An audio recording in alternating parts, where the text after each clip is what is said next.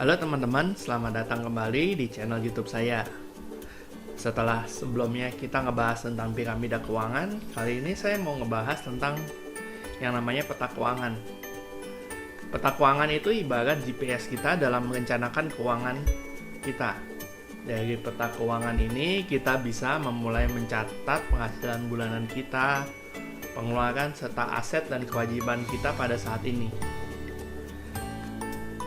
Dari kegiatan mencatat itu, nanti kita akan melihat rasio keuangan kita akan seperti apa. Sehingga kita tahu, kita bisa mengidentifikasi next step-nya itu, kita mau mesti ngapain aja.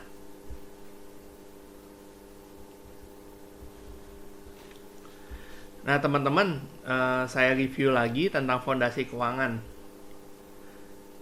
Dalam fondasi keuangan kita, identifikasi cash flow dan rasio keuangan ini nanti kita gunakan file Excel-nya ya. Setelah tahu posisi kita di mana, kita bisa menentukan prioritas nih. Misalnya rasio utang masih jelek, kita beresin dulu. Belum punya dana darurat, kita bikin dahulu. Setelahnya baru deh kita alokasikan untuk asuransi penghasilan dan asuransi harta benda ya. Nah, dari mana kita tahu semua hal tentang fondasi keuangan kita? Semuanya terangkum dalam peta keuangan. Peta keuangan ini ibarat GPS kita dalam melakukan perencanaan keuangan. Sama aja kayak kita punya uang 100.000. Terus pas kita naik taksi ditanya tujuan kemana pak? Kalau kita jawabnya terserah, opsinya sih cuma dua. Pertama, sopirnya nggak jadi ngangkut Anda. Atau kedua, Anda diajak muter-muter sampai argonya 100.000 dan Anda diturunkan di tempat yang 95% kita kemungkinannya nggak bakal suka. Sama halnya dengan peta keuangan ini yang kita butuhkan dalam menentukan tujuan-tujuan keuangan kita sebelum kita tersesat. Nah, dalam rasio keuangan itu tujuannya apa sih? Cuman dua tujuan dari rasio keuangan tersebut. Tahu kondisi kesehatan keuangan saat ini dan masalah apa yang perlu kita perbaiki. Ada 4 rasio yang dalam summary ada 4 rasio keuangan yang secara garis besar akan saya jelaskan. Pertama, rasio untuk mengukur tingkat likuiditas. Nah, tujuannya apa? Untuk mengetahui kemampuan dana darurat yang kita miliki jika terjadi resiko yang tidak diinginkan dalam waktu jangka pendek yang mungkin mengganggu cash flow kita. Rasio kedua adalah rasio untuk mengukur kemampuan kita menabung dan berinvestasi. Dari rasio ini kita mengetahui apakah aset kita bisa menghasilkan aset yang lebih optimal atau tidak. Rasio ketiga yaitu rasio untuk melihat apakah utang kita memberatkan keuangan kita sendiri atau tidak, dan melihat kemampuan kita dalam membayar angsuran tiap bulan.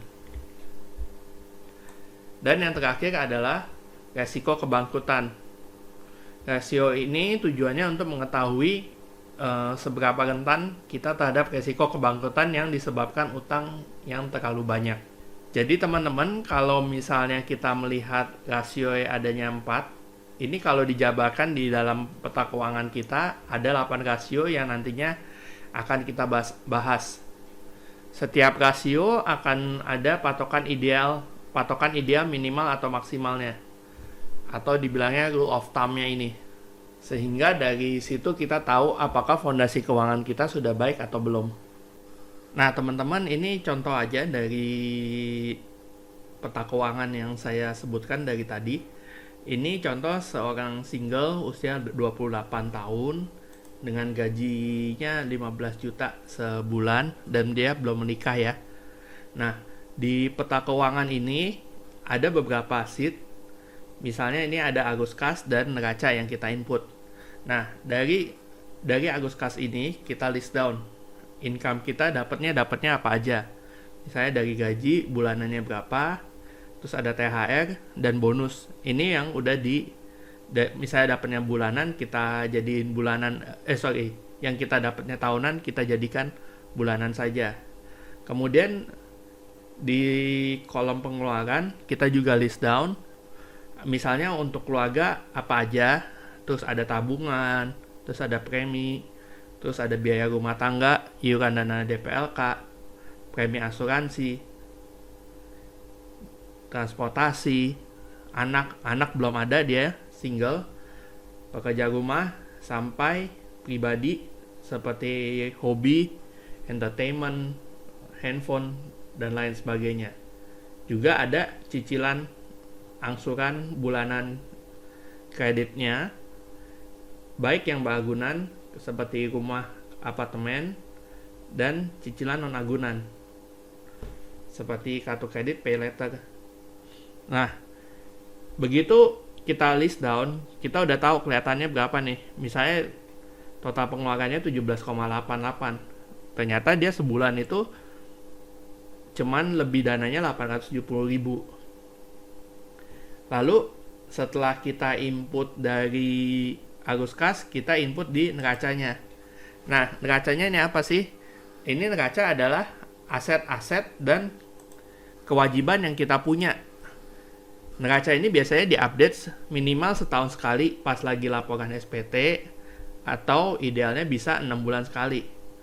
Balik lagi ke contoh yang di atas, single usia 28 tahun, anggapannya dia punya uang tunai 2 juta, tabungan 8 juta, tabungan dana darurat 5 juta, sampai ini aset liquidnya total 15 juta. Kemudian dari aset liquid diturunkan kemudian di surat berharga, reksadana, dana pensiun, unit link, nilai tunainya ya, investasi lainnya, dan yang terakhir ada properti investasi. Ini sudah diurutkan berdasarkan likuiditasnya. Jadi kalau surat berharga tuh udah pasti yang paling liquid ya dibanding properti seperti rumah, apartemen, tanah, ruko yang butuh waktu untuk menjualnya. Kemudian setelah ada aset investasi, ada yang namanya aset personal. Aset personal ini apa sih? Rumah, mobil, motor. Nah, rumah atau apartemen ini apa yang membedakan dengan properti investasi? Di rumah, apartemen, di aset personal itu digunakan sebagai tempat tinggal kita. Jadi nggak mungkin kita sewakan lagi untuk mendapatkan uang sewa ya. Kemudian setelah turun dari aset, kita turun ke kewajiban. Kewajiban ini apa sih? Kewajiban ini ya sisa pokok utang kita. Anggapannya ini misalnya ini mobil ya, sisanya 128 juta. Mungkin awalnya dia masih 200, dari awalnya dia nyicil 150 juta ya. 150 juta baru jalan setahun. Ternyata pokoknya masih ada 128 juta gitu. Misalnya juga, atau misalnya KPR itu plafonnya misalnya dia dapat 800 juta, berjalan 2 tahun, ternyata setelah dicek ke bank itu masih ada pokoknya yang harus dibayar itu 600 juta. Nah, itu yang ditulis di laporan kewajiban beragunan ini. Kemudian kewajiban non agunan juga kartu kredit dan pay later ini. Ini semuanya pokoknya ya, jadi bukan cicilan sisa pokok yang harus kita bayar, jadi bukan cicilan tiap bulannya. Kemudian di bawah itu ada yang namanya liquid estate.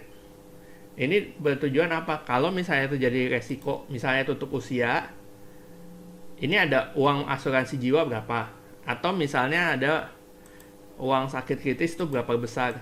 Ini kita list down di sini. Nah, dari sini kita kelihatan deh net worth kita berapa, 49,8 juta. Positif atau negatif? Mungkin ada beberapa teman-teman yang justru malah negatif. Itu akibat kenapa? Karena asetnya lebih kecil daripada kewajibannya. Kalau kita nggak list down kayak ini pasti nggak ketahuan ya. Nah, kalau udah di sini, udah di list kayak gini, kita udah bisa langsung tahu nih yang kita bahas tadi, rasio keuangan dia seperti apa. Contoh, dari contoh ini, si bapak ini ternyata likuiditasnya masih kecil banget ya, masih butuh tambahan dana darurat. Atau dia belum, dan juga dia belum pernah menabung, belum bisa menabung nih, karena kecil sekali tadi si disposable income-nya. Kemudian utang dan terhadap nilai asetnya terlalu besar karena cicilan mobilnya. Terus resiko kebangkrutannya juga besar, dan dia juga belum punya asuransi jiwa. Makanya estate liquidity sama liquid estate ini masih di bawah standar. Nah, teman-teman, kalau udah dari rasio ini kan udah kelihatan banget apa yang dia harus lakukan. Pertama, mungkin dia potong-potong dari arus kas, apa yang pengeluaran yang bisa dia cut untuk menambah rasio menabung dia. Nah, kalau udah rasio menabungnya meningkat, dia bisa naikin rasio likuiditasnya ini. Setelah rasio likuiditasnya udah benar, baru kita mulai beresin utang-utangnya nih.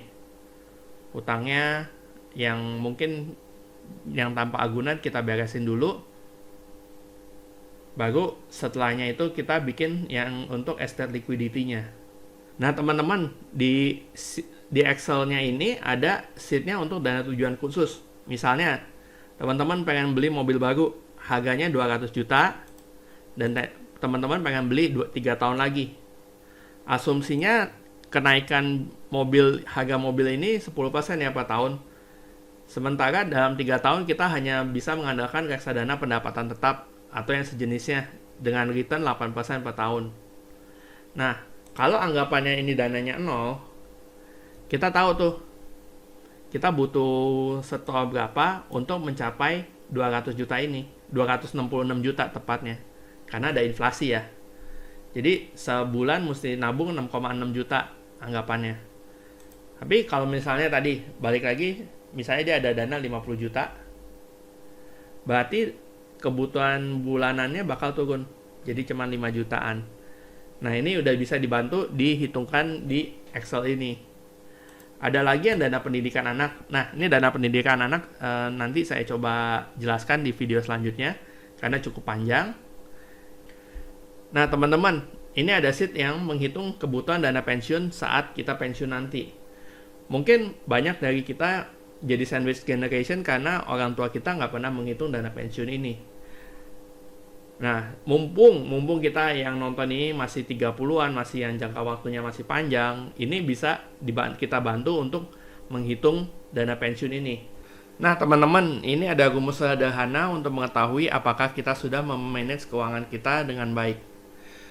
Rumus ini saya ambil dari buku Millionaire Next Door Formula, yang mungkin bisa teman-teman juga gunakan sebagai acuan, yaitu net worth kita atau ekuitas kita yang ada di peta keuangan itu